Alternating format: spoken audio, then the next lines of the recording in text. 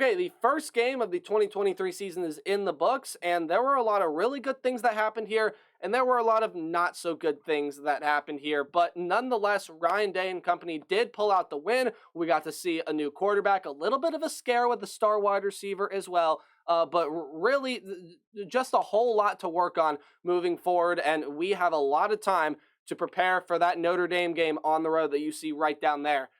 There on the 23rd of September. It's going to be a fun game, but this team has a lot to work on up to then. So let me talk about what happened in this game. For those of you that haven't seen these videos before, hey, welcome. These are my Ohio State fan reaction videos. Oh, I also should say, what's up, Tailgaters? My name is Tailgate Nate. Welcome back to my channel. Welcome to my channel. Welcome back to Ohio State fan reactions. Buckeye football is back. I'm so happy that college football in general is back, but especially Buckeye football. We got to see this team on the field yesterday, and again, there were a lot of good, bad, and maybe even some ugly things that happened as well, but for the most part, pretty solid performance out of Ohio State nonetheless. Hey, I talk about Ohio State football in these videos, but I talk about college football otherwise throughout my channel. Do a lot of game predictions, top 25s, big takeaways, everything like that. If you want to see those kind of videos, hey, hit the subscribe button, ring the bell so you know when those videos get uploaded, and these videos as well. But there is more than that you can do to help me support my channel. You're doing one right now by watching the video. You guys can do more by liking, commenting, sharing, anything else you guys are willing and able to do to help me support my channel. And before we talk about Buckeye football, new set, got all my jerseys sitting up right here. Let me know if the microphone is a little quiet, a little loud. Again, I'm trying a kind of new thing, and this set will get updated at some point. Again, I just kind of threw it together, thought it'd be a fun little thing to kind of have these types of videos in kind of a new-ish area. Probably get some things to decorate and whatnot, but please give me feedback on this new set here from you guys. So enough about all that. The business is out of the way. Let's talk about football. The Buckeyes traveled on the road to play the Indiana Hoosiers, a team that coming in to this game, we had a 28-game win streak, and obviously you can see the score down there. It is now a 29-game win streak over the Indiana Hoosiers, the longest active win streak over a single opponent right now in college football. So the Buckeyes are able to extend that, but there was... I don't really want to sound negative because I think there are a lot of really good things that happened in this game, but I see a lot of negative talk on social media, and I didn't really make a preview video for the season, didn't make one about the spring game, just got busy and everything like that. But this is an Ohio State team, guys, that I'm not sure where all the talk about firing Ryan Day comes from. 45-6. Now 46-6. It's just ludicrous, guys, and I'm not going to sit here and downplay the Michigan game, right? The Michigan game does define the Ohio State season. It's just the reality of the world, but being 45-6 and wanting to have a guy fired because he can't beat one team, and I understand that it's the biggest team on their schedule, and I'm probably going to get, like, you're not a true Ohio State fan, say that, whatever, all right, fine. I wear the block O prouder than most people. I think that's pretty clear, at least in it of myself. But guys, 45-6, now 46-6. Ryan Day doesn't need to go anywhere. And a lot of people are talking about some of the things that happened in this game as to why Ryan Day's seat is, quote, getting hotter, which it's not in danger at all. Ryan Day's job is in no sort of jeopardy whatsoever. But the reason people are saying that is because some of the ways that the offense worked in this game. Now, albeit this is a young offensive line that has to replace a lot of pieces. There are a lot of transfers coming in that have to step up, play some big minutes there as well. And the offensive line definitely needs some time to gel, guys, but there were moments where they weren't getting off blocks as quickly. There were moments where they were double teaming a guy and another guy would shoot right through the gap. I'll talk about some players in Indiana that did that because there were two of them that really, really impressed me in this game on the Indiana side. But talking about the Ohio State offensive line, guys, it's going to take time to gel. And when you look at the next two games on the schedule, Youngstown State, Western Kentucky, neither of those teams really have great defenses. In fact, Indiana has some really good pieces on defense. Again, I'll talk about them more here in a second. But guys, the offensive line is going to need time to gel before we go play a legitimate pass rush in Notre Dame. The Fighting Irish have looked incredible through their first two games, of course, killing Navy and most recently Tennessee State. Again, not really two teams that are of high standards either, but they have a game against the NC State Wolfpack coming up next. So we'll really get to see Notre Dame get tested there as well. But again, this Ohio State offensive line has time to gel, and it has time to really get things moving. What I thought the offensive line did well was create some some moments where the run game was really able to get going. And the Ohio State run game looked good in this game. On 31 total carries as a team, we had 143 yards and 2 touchdowns, both of them courtesy of Mayan Williams. He only got 7 carries in this game. It was a lot of Travion Henderson, and I was really impressed with the way that Chip Trayanum was able to run today.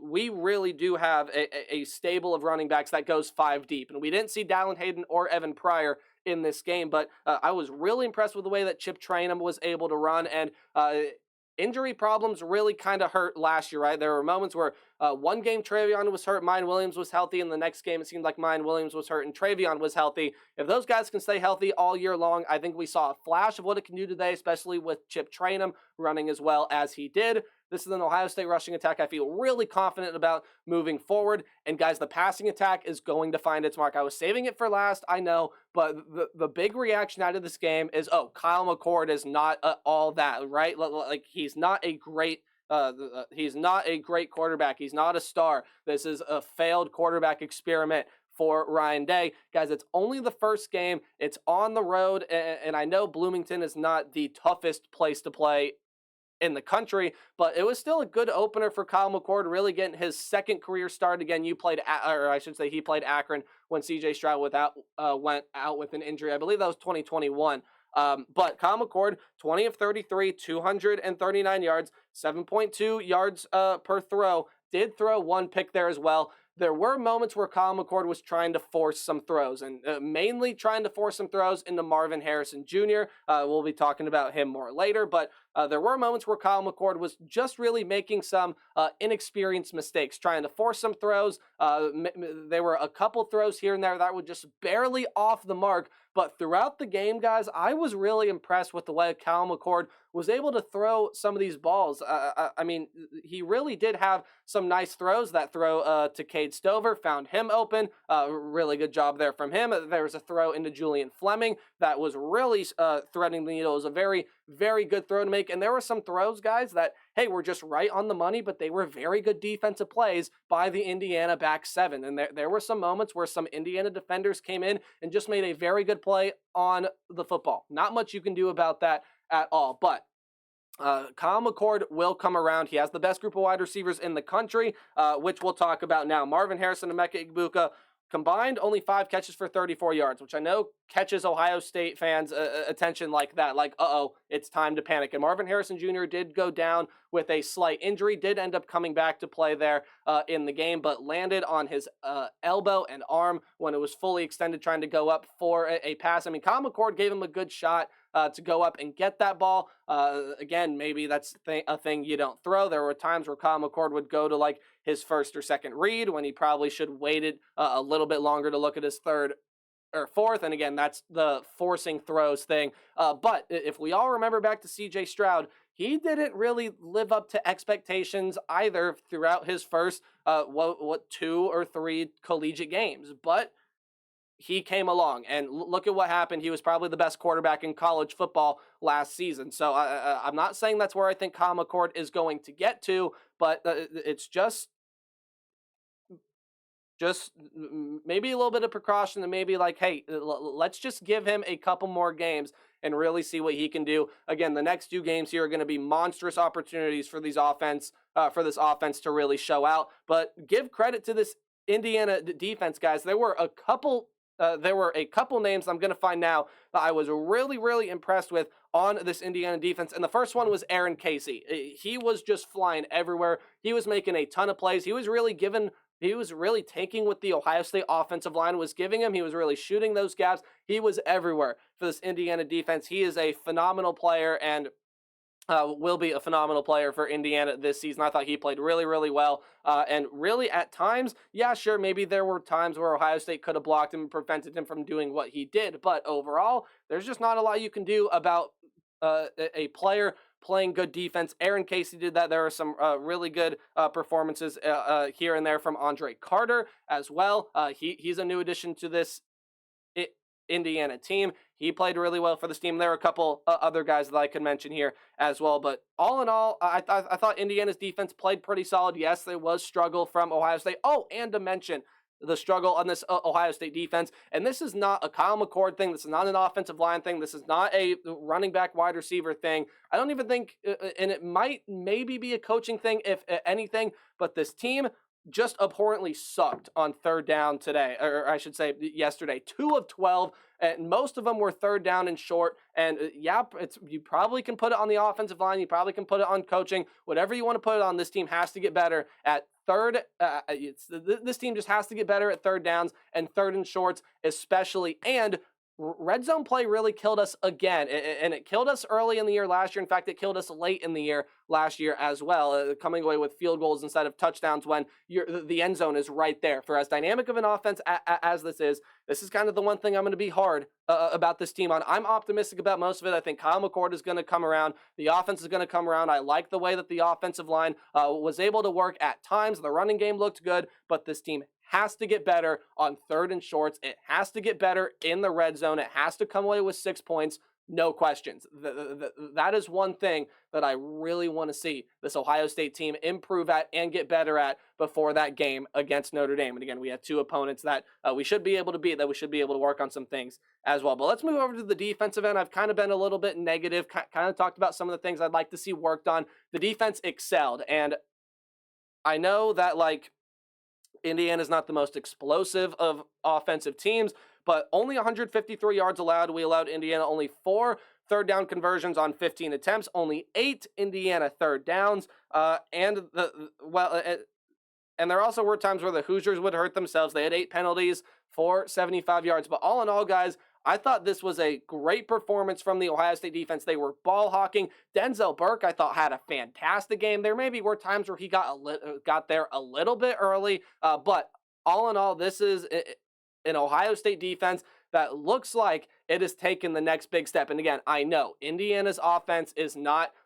shocking. It is not earth-shattering. It is not dynamic in really any sense of the word. I think this defense is going to get an excellent test here in 2 weeks when they go play Western Kentucky. That's a real good high-flying offense that can score points any way you ask them to, especially through the air with Austin Reed there at quarterback. So Ohio State's defense will get a very nice test there. But all in all, guys, throughout this game, to hold anyone to only 153 yards is really, really good. And just from the way that they were playing, Michael Hall ended up playing really, really well. He definitely can be a breakout guy this year. Again, Denzel Burke has had some troubles in the past. He played really well. There were some moments where I thought Davison Igbinosun, the Ole Miss transfer, played well as well. Now, he did almost get called for targeting, did have some pass interference things. And again, he's still a kind of young player. Again, was only a freshman for Ole Miss last year. But guys, I really don't have much more to say on the defense. I just thought they played spectacularly. Now, the one thing I did push about this Ohio State team last year was really getting pressure to the quarterback and being able to bring them down for sacks. And again, that was kind of a problem for Ohio State in this game. They were able to generate pressure, not really generating a whole lot of sacks, though. Maybe they had more sacks than I thought, but yeah. So only 1 sack here for Ohio State yesterday, but 6 tackles for loss. So again, they're generating pressure. They're getting into the backfield. They're just not necessarily getting the quarterback down. And again, Indiana did not throw the ball a ton, so not a whole lot of opportunities for Ohio State to really get those sacks there as well, but they were able to generate pressure. I thought the linebacking unit played really, really well. I thought the secondary, with maybe a couple plays here and there, played really, really well. This is the Jim Knowles defense. This is an Ohio State defense that has taken its next step in the right direction. It has taken its step forward to be an elite level defense. Now, I'm not saying that we're there quite yet, but I think we're building towards it, and I think it can happen, and it's going to come real in handy when we get Notre Dame here on the road in South Bend in 3 weeks. But taking a look ahead at this Ohio State schedule, you have Youngstown State coming up. That should be an easy rollover win, a chance for really Kyle McCord and Devin Brown to excel. I haven't really talked about Devin Brown. Ryan Day said he was going to end up playing both quarterbacks in this game. Now, I'm going to answer the question as to why we only saw Devin Brown for 3 snaps. And that's because this team just really wasn't converting on third and short. It was really that simple. Ryan Day wanted to trust the guy that had a little bit more momentum, had a little bit more playing experience, because this team just wasn't converting as it needed to on those third and shorts. It wasn't converting as it needed to in red zone opportunities. And maybe Ohio State fans are out there saying, that's why you should have put Kyle McCord, or excuse me, that's why you should have put Devin Brown in. That's why you needed a change of quarterback. And maybe that's true, but that is definitely the reason why Ryan Day ended up staying with Kyle McCord throughout the game instead of switching over to Devin Brown. It's the guy that has more playing experience. And it seems like right now it's the guy that Ryan Day just trusts more, and whether that's the right decision or not.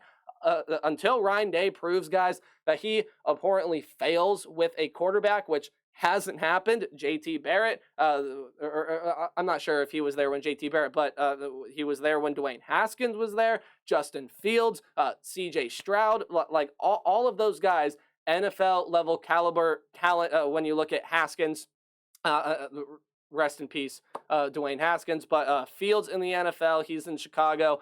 Stroud is in Houston. Both of those guys are starting for those respective teams. So again, until Ryan Day just kind of proves that quarterback is not his mojo flow or whatever you want to call it, I have full confidence in Ryan Day and this offense. The running game worked superbly. The passing game had its great moments. Again, there were a couple of times where, again, if Kyle McCord maybe would have waited a little bit longer, he had some easy touchdown throws, but there were some really nice throws made by Kyle McCord as well. But again, this was an Ohio State team. When you look back at 2021, CJ Stroud got criticized for his first 3 games in an Ohio State uniform, and he proved to be one of the best quarterbacks that Ohio State has really ever seen.